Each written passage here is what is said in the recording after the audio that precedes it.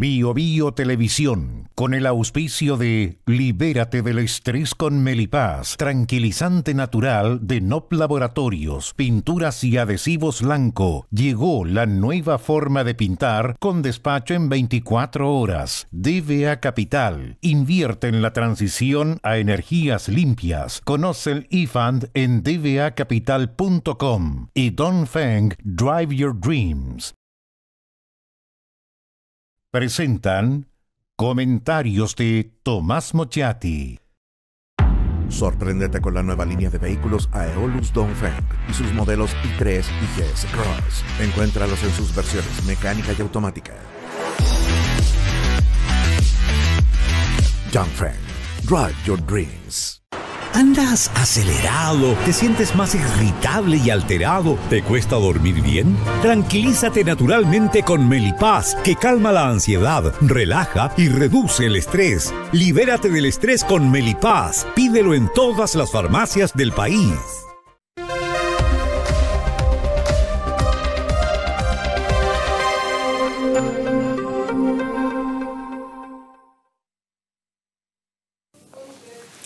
Todo está relacionado, porque todo de lo que vamos a hablar es político, y me refiero al caso Monsalve y a las últimas elecciones.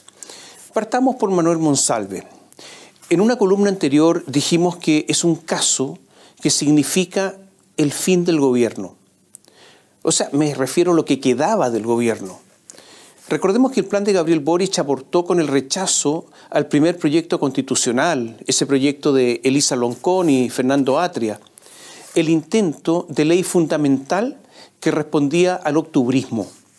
Y si bien que ya deteriorado, con la pintura desteñida, con el lenguaje inclusivo menguado, con la palabra empoderamiento menos usada, con eso de la paridad en todo lugar y tiempo, lo que queda de las promesas iniciales, el feminismo, es una bandera que todavía ondea, aunque con menos viento. La ministra de la Mujer, Antonia Orellana, Toti, para quienes la tratan a diario, es poderosa, integra el comité político y su voz muchas veces no solo es la de más alto volumen, sino la última y definitiva. Son asuntos que, se dijo, no solo son de convicciones, sino que también de actos de fe. Digo en cuanto a esto que el asunto es terminal, porque el caso Monsalve es la destrucción de ese vestigio, de lo que quedaba respecto a esa convicción. ¿Convicción dije? Me equivoqué, porque al parecer era algo ajeno a eso.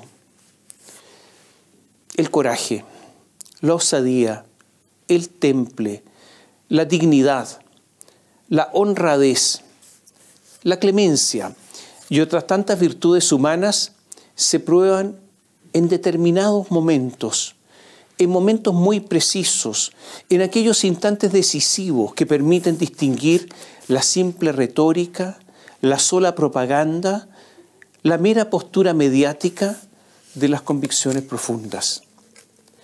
Esto es lo que ha ocurrido con lo que quedaba en este gobierno, de todo lo que plantearon, con el feminismo. Ese movimiento fundamental del siglo XX para dar igualdad de trato, igualdad de oportunidades a las mujeres en relación a los hombres. En el momento clave, en esa reunión ya de noche en el Palacio Presidencial, en el Palacio de la Moneda, es la convicción del gobierno feminista de Gabriel Boric la que se derrumbó. Porque la prueba, como les decía, esas que se dan de vez en cuando para comprobar las convicciones públicamente sostenidas, falló. Salieron reprobados. Y esta es una lesión irremontable. Podrán dar las explicaciones que quieran. Podrán proclamar, hablar golpeado, enojarse, ironizar, tomarse fotos con un conjunto de mujeres detrás, pero ya no es lo mismo. Porque la gran sospecha es que si ellos, los dos, que tomaron la decisión esa noche, en medio de la penumbra del palacio, hubieran estado en la oposición, ante un hecho similar, habrían masacrado al gobierno de turno.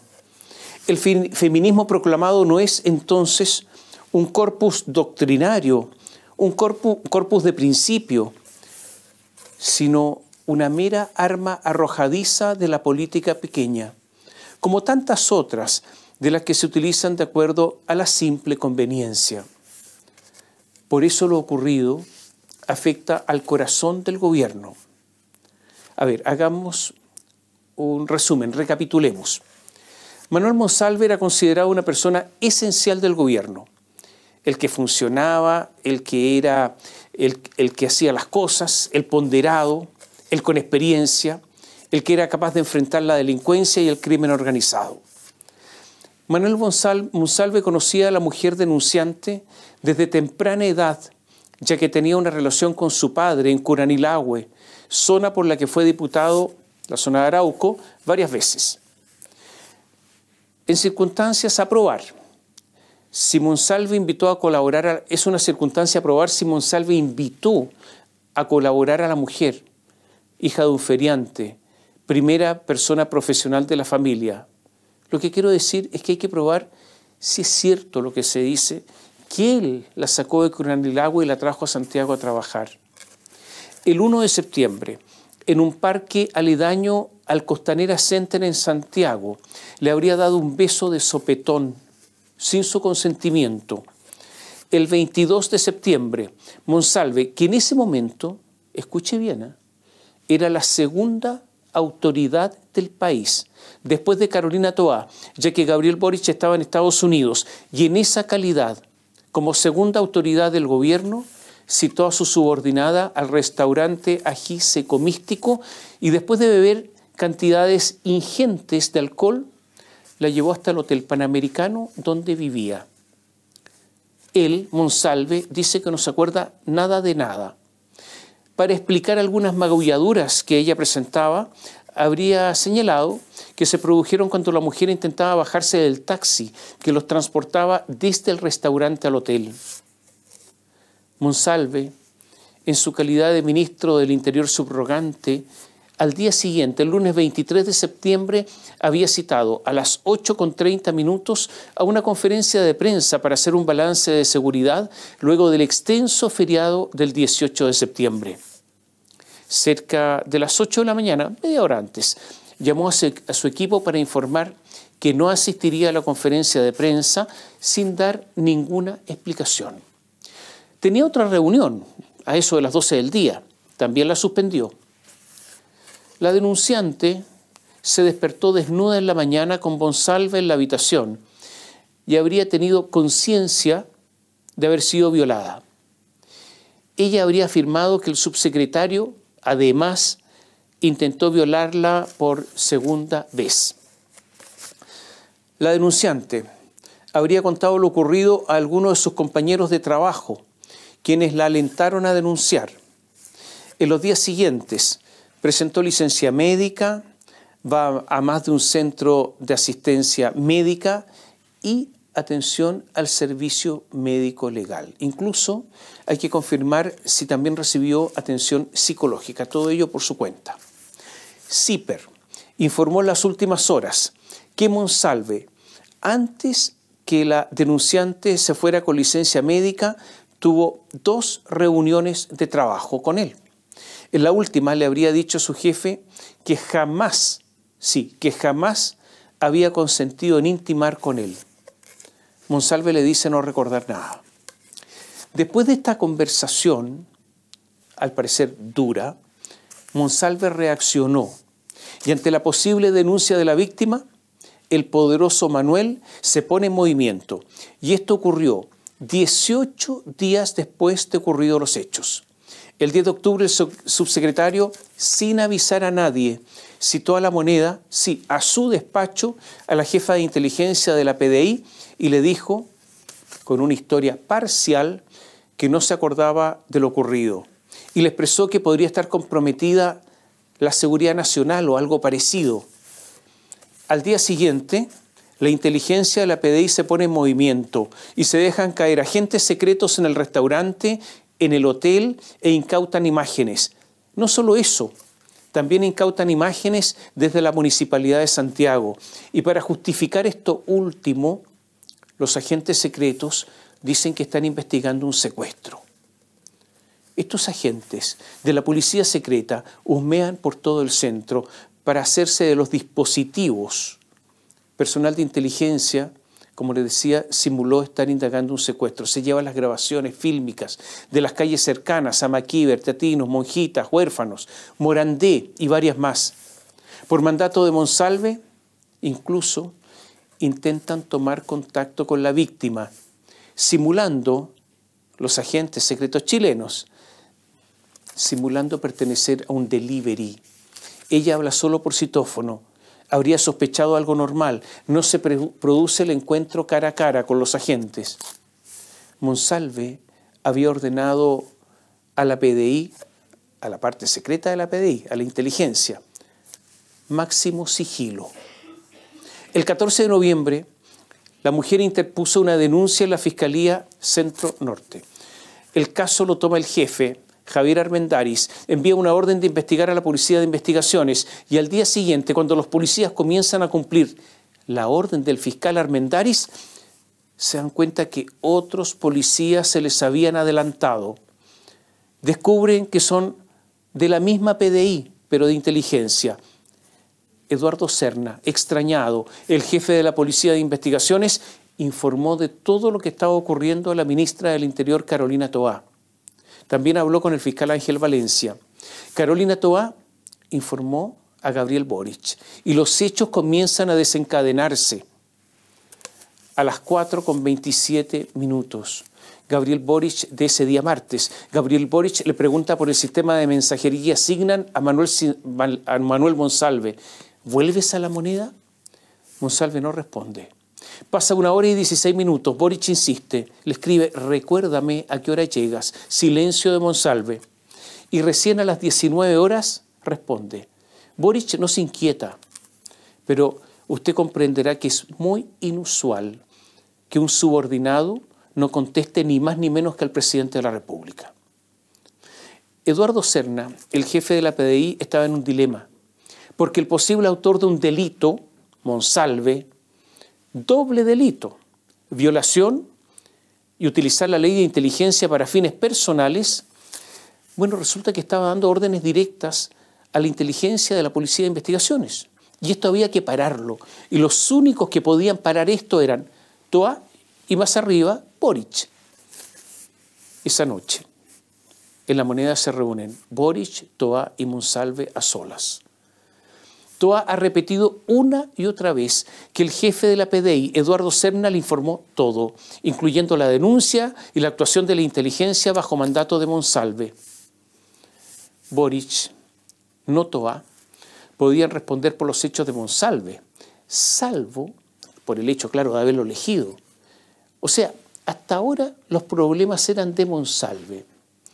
Los inconvenientes para Boric y Toá comienzan en ese instante, en esa reunión a solas en el Palacio de la Moneda. ¿Por qué? Porque Boric y Toá deciden mantener todo esto en secreto. O sea, no dicen nada a nadie. Secreto. ¿Qué cosa? Bueno, la denuncia de violación en contra de Monsalve, de una subordinada, y el hecho de que Monsalve utilizara la policía secreta en su beneficio. No le cuentan ni al jefe del segundo piso, Miguel Crispi, ni en ese entonces ministro de Justicia, Luis Cordero, ni a Camila Vallejo, la vocera, ni a Antonia Orellana, la ministra de la Mujer, a nadie. Era un secreto, y los secretos son de 2 y no de 3. Y un secreto que beneficiaba a quién, a Monsalve, el presunto autor, como les decía, de uno o más delitos. Y de aquí en adelante, solo errores. Preguntas. ¿Por qué tomaron la decisión de mantener todo oculto? ¿Por qué Carolina Toá, sonriente y relajada, se reunió con parlamentarios oficialistas como si nada pasara al día siguiente, el día miércoles, en vez de suspender esa reunión para no pasar bochornos posteriores? ¿Por qué le dijeron que fuera a la región del Biobío, a Monsalve, a hablar con su familia? ¿Por qué lo dejaron ir en un vehículo institucional para retornar incluso en un avión de carabineros?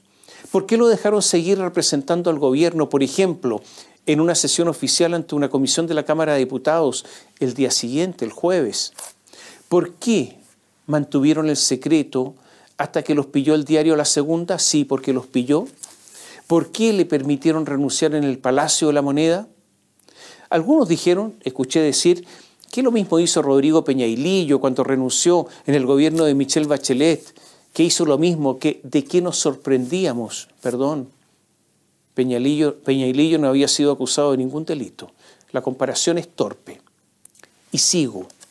¿Por qué callaron ante la posible comisión de un delito al ordenar Monsalve la incautación de cámaras, lo que solo puede ocurrir por orden de un fiscal debidamente autorizado por un juez?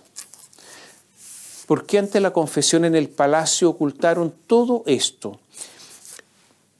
Y esta pregunta es más importante. Yo diría que es la fundamental desde el punto de vista de la concepción del gobierno, de sus ideas y de sus aparentes convicciones.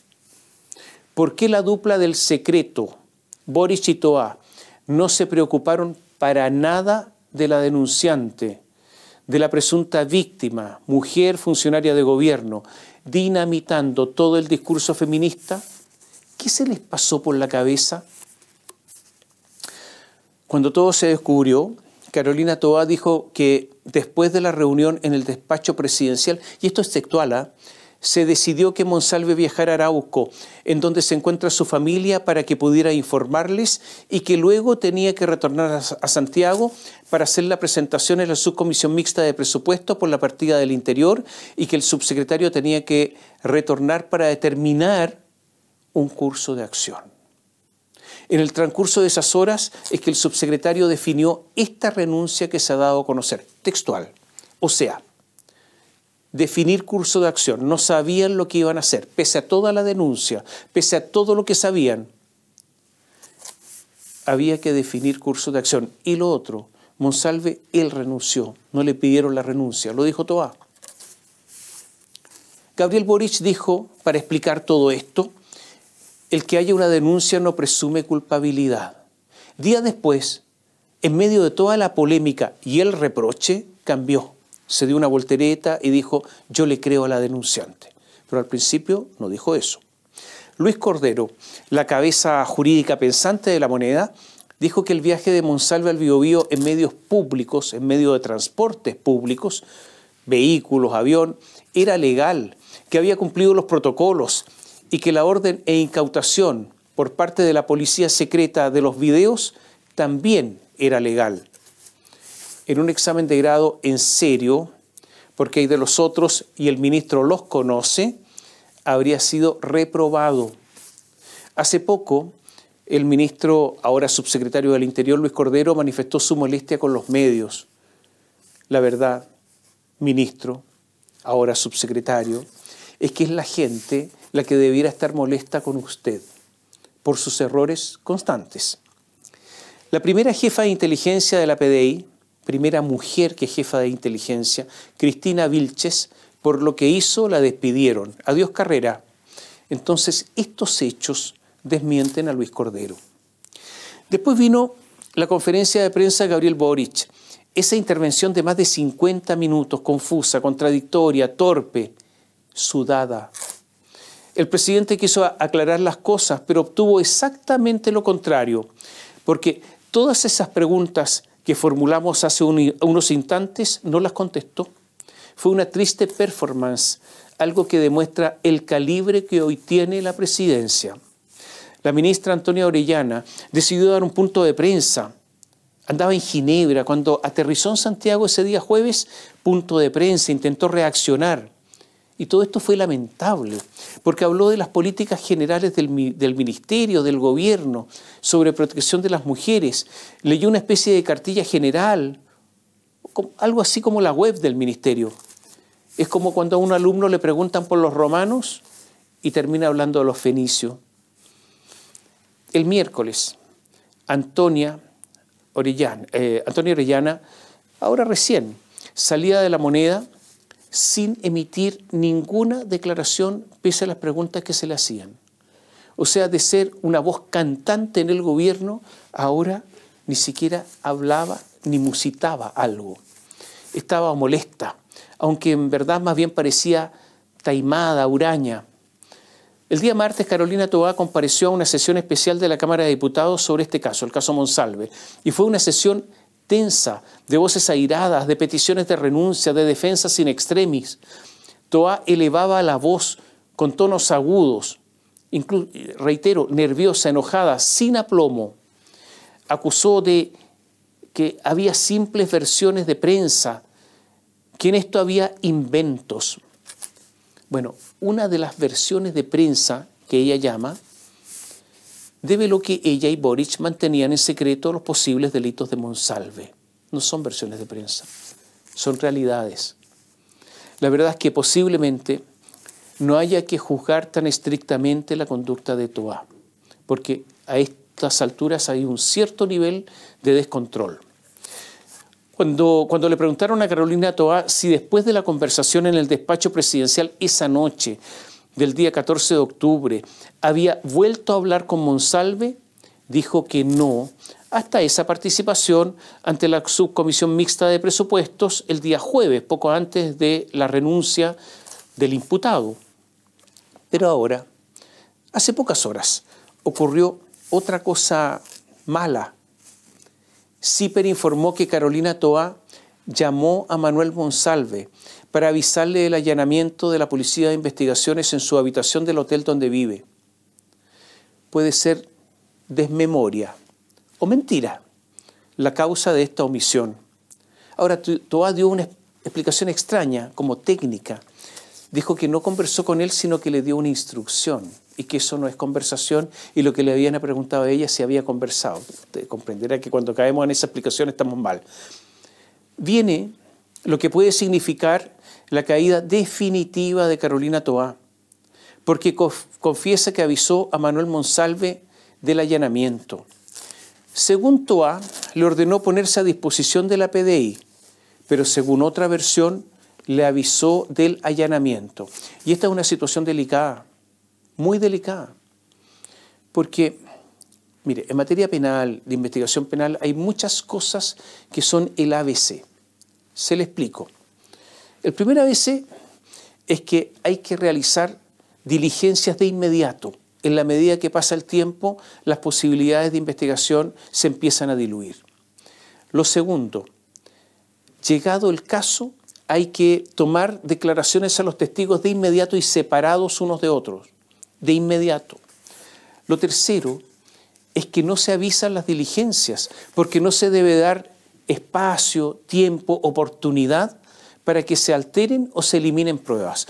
Por eso los allanamientos no se avisan. El factor sorpresa es vital. Insisto, para que no se oculten o alteren las pruebas. Esto es tan tonto que, de seguir con la tesis de Carolina, de ahora en adelante, y porque la igualdad de la ley existe, deberían avisarle a toda la gente que le van a hacer un allanamiento. Usted es el señor que dirige el Tren de Aragua, señor, lo vamos a allanar, así que quédese ahí, quédese tranquilo, lo vamos a allanar. Sí, en 2 horas más, 3 horas más. ¿Usted es el estafador? Sí, lo vamos a allanar, quédese ahí. ¿Usted es el señor asesino, el señor estafador, el señor ladrón?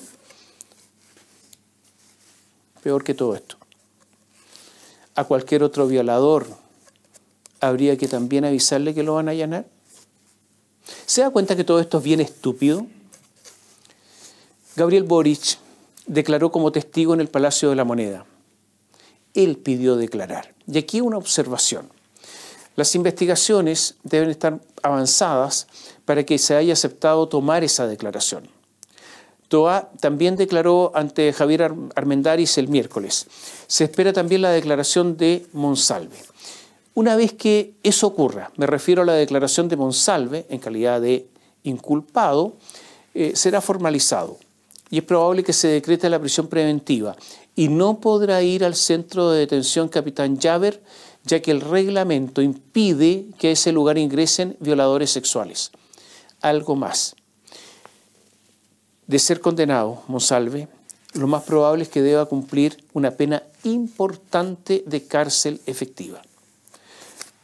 Algo interesante además, y esto es una especie de derivada, se están revisando los gastos reservados del ex subsecretario Monsalve y podría haber novedades.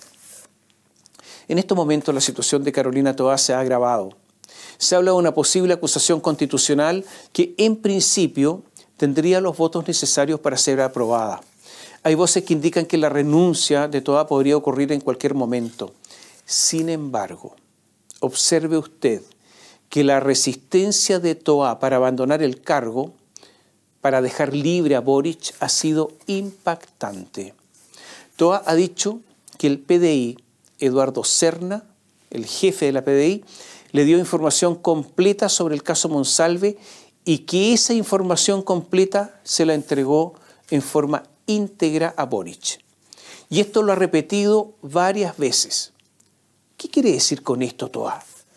Que si ustedes me critican a mí, también tienen que criticar a Boric, y más a él, porque es él el que toma las decisiones.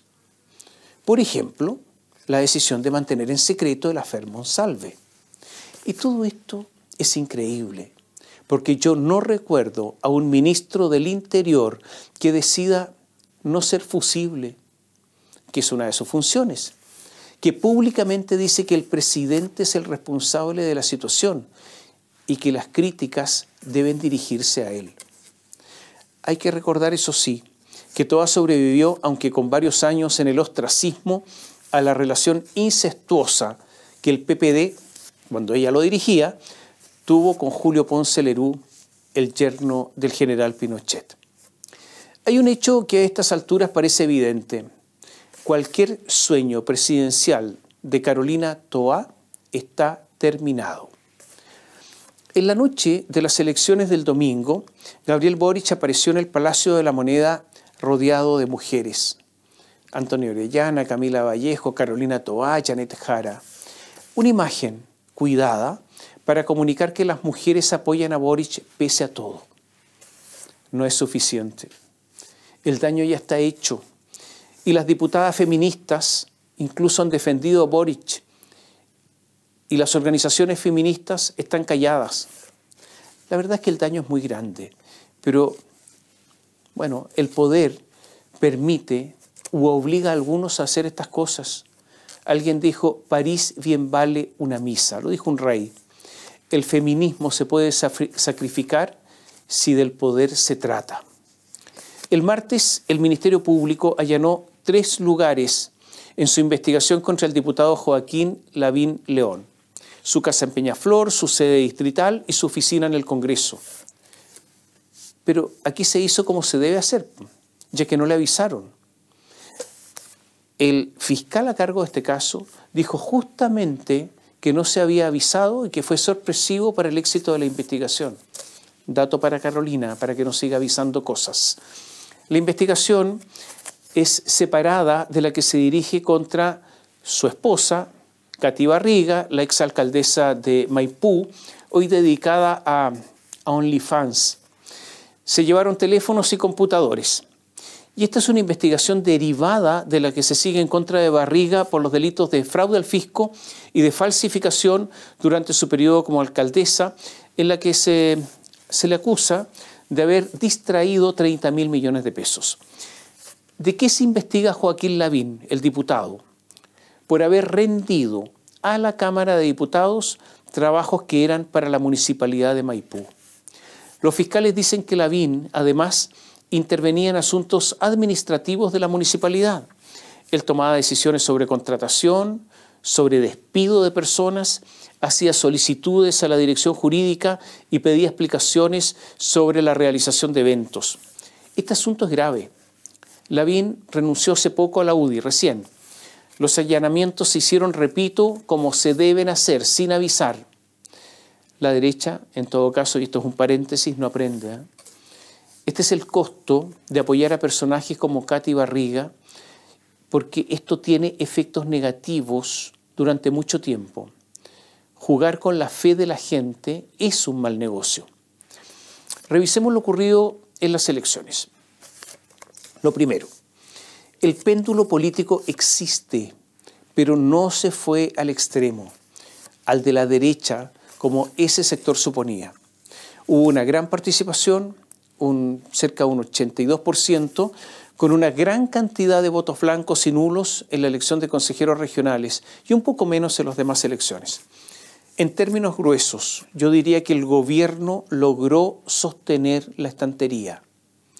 Es verdad que la derecha mejoró y mejoró mucho respecto de las últimas elecciones, pero también es verdad que las últimas elecciones, las mismas, ¿no?, de alcaldes, de consejeros regionales, de concejales, de gobernadores regionales, había tenido pésimos resultados en el año 2021 y por lo tanto esa vara no es un buen instrumento de medición.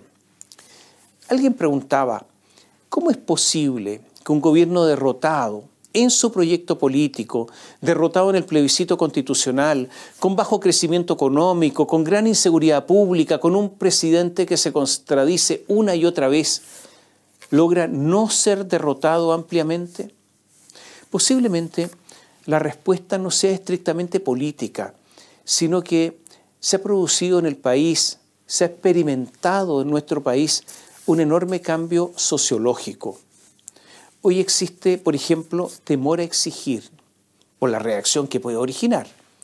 ¿Por qué entonces exigir al presidente? Hoy existe el sagrado derecho a equivocarse, a cometer errores, es casi un derecho humano. Eso de intentar que las cosas salgan a la primera no existe. Vivimos una caída enorme en la productividad y en la exigencia de las universidades. En este ambiente también de incumplimiento de normas y con deberes laxos, no es raro que el juicio de reproche a un compañero de trabajo, a un gobierno con enormes problemas, sea muy débil. Pongo un ejemplo. La Corte Suprema, y esto es un paréntesis, es un ejemplo, la Corte Suprema nombró a un nuevo ministro del Tribunal Constitucional. Era ministro de la Corte de Apelaciones de Valparaíso. Estudió en la Universidad de Chile. Inició su trabajo como secretario suplente del Juzgado de Letras de Parral. ¿Qué significa eso? Porque así era en esa época. Las personas que se recibían de abogado y querían seguir la carrera judicial directamente ingresaban a ser secretarios de tribunal o secretario suplente, como en este caso, o sea, jueces suplentes. Y eso significa que había una enorme madurez en relación a lo de hoy, y en especial conocimientos suficientes para realizar recién recibido funciones jurisdiccionales. O sea, solo algunos escasos, hoy día, solo algunas escasas personas podrían hacer eso, porque lo que hoy es excepción, antes era la norma general. Por eso hay tanta tolerancia, y esto tiene efectos políticos en cuanto a la tolerancia para los errores o el incumplimiento, por ejemplo, de promesas. En estas elecciones yo diría que hay que hacer algunas distinciones. Uno, en alcaldes mejoró la derecha en forma muy importante. Dos, en gobernadores regionales mejoró la derecha, tenía uno solo, y habrá que ver la segunda vuelta, que se hará el 24 de noviembre, y ahí veremos cómo se resuelve en definitiva lo de los gobernadores. 3. Republicanos en estas dos últimas elecciones le fue mal. Y la mala cara de José Antonio Kast el día domingo en la noche era una prueba elocuente. Se estimaba que Republicanos podría tener una gran votación en gobernadores, por ejemplo, donde compitieron, pero no fue así. Fueron superados por Chile Vamos. 4. En la elección más política, que es la de consejeros regionales. ¿Por qué digo que es la más política? Primero porque hay candidatos de todos los sectores, todos. Ahí no hay cupos, hay espacio para todos, no hay pactos. Y los electores no conocen a los candidatos, por lo tanto votan por su opción política. La victoria de los republicanos ahí sí que fue amplia. En esta última elección, la de los consejeros regionales, la que augura, si no ocurre nada excepcional, yo diría el triunfo de la derecha el próximo año en las parlamentarias y en la elección presidencial. Yo creo que queda claro que la derecha está mejor posicionada, mucho mejor, para ganar la presidencial. El problema es que si la derecha no tiene mayoría parlamentaria, no podrá gobernar. Y ocurre que la necesaria reforma política para hacer gobernable el país no se va a producir, ya que el oficialismo, previendo que va a ser oposición, le conviene la fragmentación política, la ingobernabilidad, y por lo tanto están parando la reforma política que se estaba negociando. Están pensando más bien en ellos y no en el país, obviamente. La tasa de participación, le decía, fue muy alta, fue un 82%. La tasa de blancos y nulos fue también muy alta. Ojo con esto, porque esto es un voto de rechazo. En gobernadores, 17,71%, en alcaldes 10,62%, en consejeros regionales 24,8%, casi un cuarto, y en concejales 19,82%. Chile Vamos incrementó el número de alcaldías bajo su conducción de 87 a 121. El oficialismo perdió 42 municipios a lo largo del país. Republicano estaría obteniendo solo 8 municipios. El Partido Comunista, el Partido Demócrata Cristiano, el PPD, el Partido Radical exhiben caídas superiores al 50% en la votación de alcaldes. El Partido Demócrata Cristiano pierde supremacía en el bloque de gobierno, según dice un informe de la Universidad del Desarrollo. Ojo con la ADC. De 47 alcaldías bajó a 37 y muchas de ellas son rurales. O sea, se está transformando en un partido chico y periférico. Más específico, en alcaldías, el Frente Amplio perdió el 38%, el Partido Comunista, atención con eso, el 67%, la ADC el 53% y el PPD también el 53%.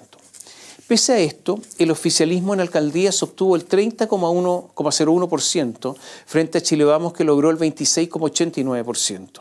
Republicanos solamente el 4,14%, estoy hablando de alcaldes. Los independientes, que claro, van para allá y para acá, tienen el 30%. Muchos de ellos son adherentes a uno u otro sector.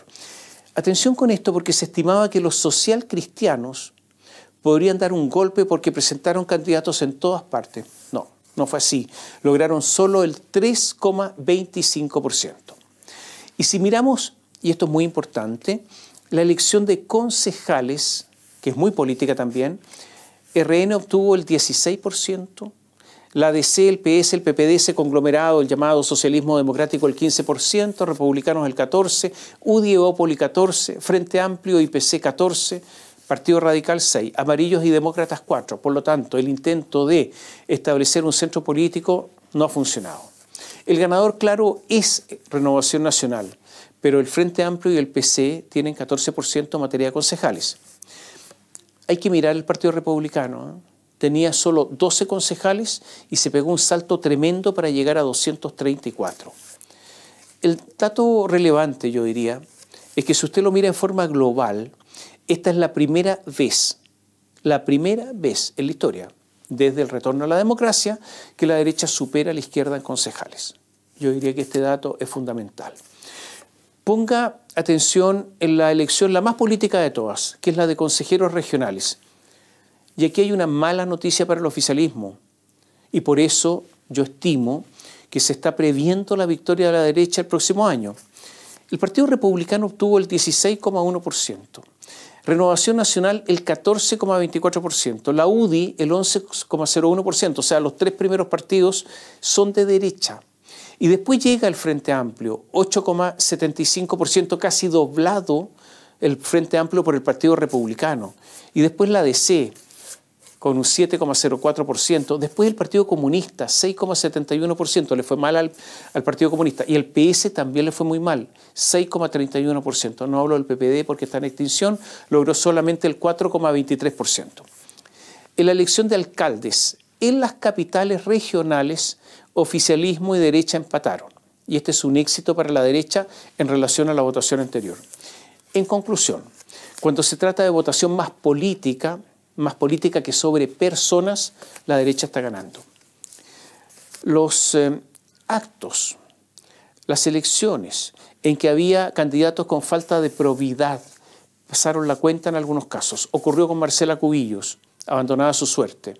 Ocurrió con el gobernador de la Araucanía, el único gobernador hoy de derecha, Luciano Rivas, que sorpresivamente va a la segunda vuelta con René Zafirio, pero Zafirio logró una ventaja importantísima. Y ocurrió en Vitacura con Camila Merino, que logró una votación aplastante, 80%, Evópoli, premiada ¿por qué? Por ser inflexible con el exalcalde RN, Raúl Torrealba, exalcalde de la comuna, con todas sus acciones judiciales. Naturalmente que hay excepciones. Por ejemplo, el socialista Boris Chamorro ganó en Coronel, pese a que oficialmente en el momento de la elección ya se sabía que iba a ser formalizado por corrupción. Está el caso del reelegido alcalde de Buin, Miguel Araya, de la UDI, quien hace unos meses fue reformalizado tras la presentación de una querella del Consejo de Defensa del Estado por fraude al municipio, enriquecimiento ilícito, lavado de activos. Fue elegido. Javier Jaramillo, en Victoria, fue reelecto. Está está reformalizado por abuso sexual calificado y violación, sí, violación contra 2 funcionarias municipales, por lo que está con medidas cautelares de prohibición de acercarse a las víctimas y arraigo nacional. Obtuvo una victoria. Hay que mirar, yo diría, algunas comunas relevantes por su simbolismo político. Sin el afán de establecer una lista completa, yo miraría lo siguiente: Santiago, con la derrota de Iracy Hasler, el símbolo del Partido Comunista. ¿Y por qué? Porque el Partido Comunista se jugó entero por Iracy Hasler. Le pusieron funcionarios, le pusieron los mejores cuadros, le pusieron plata, tenía mucha plata, fue una campaña millonaria. Mario Desbordes le ganó y le ganó con una enorme diferencia. La victoria casi doblando los votos obtenidos la primera vez de Tomás Bodanovich en Maipú. Ahí no solo está su capacidad personal, que es evidente, sino la herencia de Katy Barriga, que lo embadurna todo. Y eso será por mucho tiempo. La frivolidad de la UDI, eso que en algún tiempo se llamó el cosismo, se paga y se paga caro. Puente Alto. Aquí la gran victoria es de un independiente radical de izquierda. Está mucho más a la izquierda que el Frente Amplio, frente a una Carla Rubilar que, como dijo José Manuel Osandón, nunca entendió que esa comuna no es de derecha. En la derecha todavía creen en la política esa del paracaídas, que dejan caer en una comuna a una persona más o menos conocida para que gane. Pero la comuna más poblada del país será dirigida por Matías Toledo, quien realizó un trabajo incansable, lección para la derecha. La derecha estaba gobernando ahí desde hace 20 años. En la Florida ganó Daniel Reyes. ¿Quién es Daniel Reyes? Un desconocido. Pero era el delfín del alcalde Rodolfo Carter. Cuando se inició la campaña, lo reitero, no lo conocía casi nadie. Triunfo de él, obviamente, pero en especial de Carter. En la comuna de San Miguel ganó, atención con esto, Carol Baum, de la UDI. Es una sorpresa, pero fue beneficiada por la dispersión oficialista. Con el desastre que hay en Valparaíso, la victoria de Camila Nieto del Frente Amplio es notable. Gran fracaso ahí del candidato republicano. En Viña del Mar, Macarena Ripamonti ganó por amplia ventaja Iván Poduje. Ganó en todas partes, en todos los barrios. Sin embargo, va a tener un consejo municipal con mayoría opositora. Da la impresión que la campaña de decir que Poduje era una especie de continuador de Virginia Reginato, un asunto falso, pero eso produjo efecto, porque la frivolidad de la UDI de haber insistido durante tantos años con Virginia Reginato se paga. Lo esencial es que la derecha se recuperó y tuvo muchos votos a nivel de concejales y consejeros. ¿Y qué pasó en las elecciones de gobernadores regionales? Las regiones de Tarapacá, Ñuble, Los Ríos y Magallanes quedaron en primera vuelta en manos del oficialismo, 4. La de Aysén en primera vuelta será de la derecha, de la UDI específicamente. Y en segunda vuelta, la disputa en Antofagasta será entre 2 oficialistas y la disputa en Los Lagos será entre 2 candidatos de derecha. Por lo tanto, están aseguradas para el oficialismo ahora 5 regiones y para la derecha solo 2. Aunque no poseemos una varita mágica, es posible que el oficialismo en la segunda vuelta gane en Atacama y la Araucanía.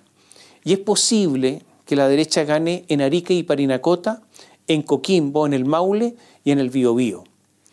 Hay una disputa, yo diría, más cerrada en Valparaíso y en O'Higgins, aunque en el primer caso es posible que gane el oficialista Rodrigo Mundaca. Y dejé Santiago para el final, porque ocurre que la derecha ha decidido que esta sea la principal batalla y quiere transformarla en una especie de plebiscito para el gobierno. Es difícil que por la transversalidad del candidato oficialista a la reelección, Claudio Rego, que se transforme en un plebiscito, porque Claudio Rego también le habla a la derecha. De hecho, si se suman todas las fuerzas oficialistas de la primera vuelta, Claudio Orrego lograría todas esas fuerzas oficialistas, el 51,4% de los votos, y Francisco Orrego solamente el 42,9%, porque el resto de los votos es independiente.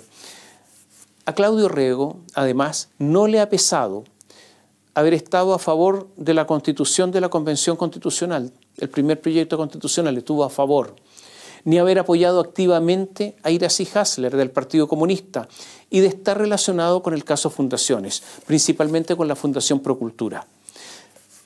Todo puede pasar en una campaña tan corta y donde los recursos económicos, el discurso y la capacidad para capturar el centro será fundamental. ¿Podrá la derecha sumar un nuevo caudal de votos? Hoy falta casi un mes para esa elección. Pero si usted mira más o menos las cifras, es posible que el ganador sea Claudio Orrego. Y eso le daría aire al gobierno. Entonces, es posible que las gobernaciones se repartan 8 para un lado y 8 para el otro o algo parecido. En conclusión, hubo avance de la derecha importante, pero no se produjo la debacle del oficialismo. Sí es posible prever que por la juventud de sus dirigentes, la derecha no tiene prácticamente dirigentes jóvenes, y por la falta de plan de la derecha, por la experiencia que han ganado además la gente que está gobernando, es posible que al final de cuentas tenga más posibilidades la izquierda en consolidarse en el poder en el mediano plazo. No estoy hablando de ahora ni de la próxima elección. Les basta con ejercer la autoridad y les basta con controlar la seguridad. Algo, atención con esto, que Tomás Bodanovich sabe de sobra. Y la derecha sin seguridad tiene poco que ofrecer. La moneda podía estar triste ante la pérdida electoral, pero yo diría que no tanto.